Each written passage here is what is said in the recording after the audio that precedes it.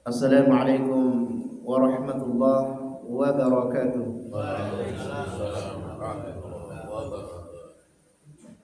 Alhamdulillah, alhamdulillahi rabbil alamin. Wassalatu wassalamu ala asyrafil anbiya'i wal mursalin, nabiyina Muhammadin sallallahu alaihi wasallam wa ala alihi wa sahbihi wa man sara ala hadihi ila yaumiddin. Amma ba'd. Jamaah salat subuh rahimakumullah. Hadis yang ke-134 diriwayatkan oleh Sahal bin Sa'd As-Sa'idi radhiyallahu anhu. Beliau adalah sahabat yang termasuk terakhir meninggal di Madinah. Dia mengatakan, inna rijalan tamaraw fi mimbari Nabi sallallahu alaihi wasallam fi ayyi audin huwa. Kata beliau, orang-orang berdebat berkenaan dengan mimbar Nabi sallallahu alaihi wasallam terbuat dari kayu apa.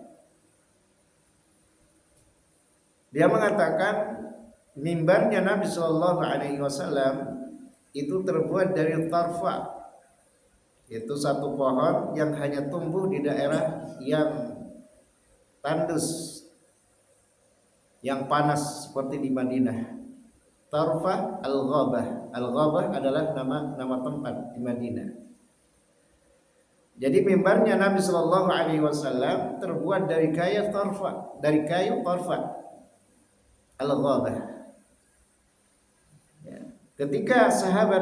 Ketika orang-orang yang ada di situ, yakni para tabi'in, itu berdebat berkenaan dengan mimbar Rasulullah sallallahu alaihi wasallam terbuat dari kayu apa, maka Sahal menjelaskan kepada mereka, karena dialah orang yang lebih tahu dari mana mimbar Rasulullah sallallahu alaihi wasallam dibuat, karena dia adalah sahabat terakhir meninggal di Madinah. Nah, jemaah sekalian rahimakumullah, kata Sahal, ketika pertama kali mimbar Rasulullah sallallahu alaihi wasallam itu dibuat, ya, Rasulullah sallallahu alaihi wasallam naik mimbar. Di atas mimbar faqama fakabbara. Beliau naik ke atas mimbar, berdiri di atas mimbar, kemudian beliau sholat. Dan sholat beliau ini bukan pada waktu sholat, tetapi beliau melaksanakan sholat mutlak, sholat sunnah mutlak. Ya. Beliau naik mimbar. Kemudian ketika di atas mimbar, fakabbara wa kabbara an-nasu wara'ahu. Beliau bertakbir, kemudian diikuti oleh orang-orang yang di belakangnya bertakbir. Nah, ketika di atas mimbar, ketika beliau hendak melakukan ruku, beliau ruku di atas mimbar. Faraqa'a 'alaiha. Jadi beliau ruku di atas mimbar, kemudian ketika beliau hendak sujud, beliau turun dari mimbar sehingga dia sujud di bawah. Jadi sujudnya itu tidak di atas mimbar, tapi di bawah, di lantai. Nah, setelah itu beliau naik lagi, ya, melakukan hal yang sama pada rakaat yang pertama, yaitu ruku di atas mimbar. Kemudian ketika hendak sujud, beliau turun dari mimbar sampai selesai sholatnya.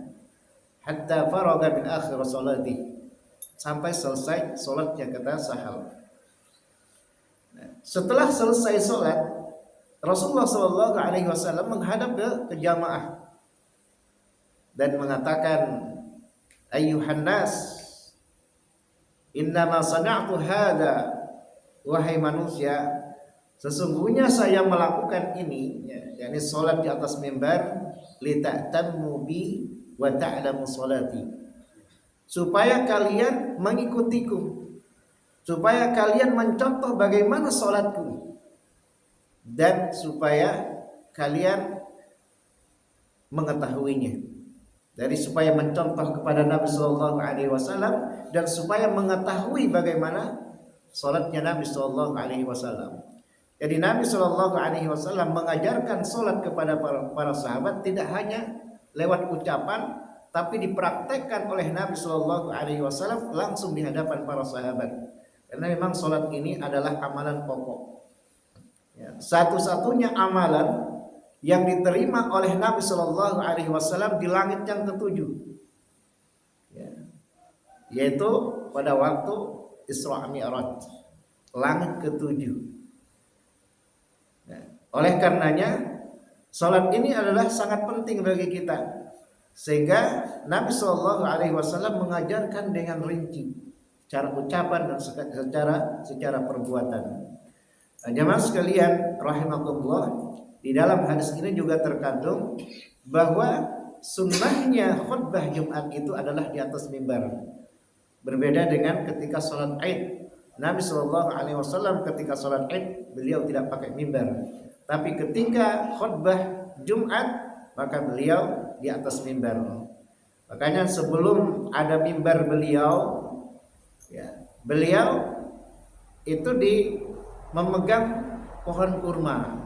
Ada pelepah kurma, ada pohon kurma. Jadi kalau beliau khutbah, dia berkhutbah di situ. Nah, setelah mimbarnya selesai, maka dia tinggalkan pelepah kurma ini, sehingga pelepah ini, pohon kurma ini pun menangis. Ya, menangis kayaknya anak kecil. Ditinggal oleh Nabi Shallallahu Alaihi Wasallam.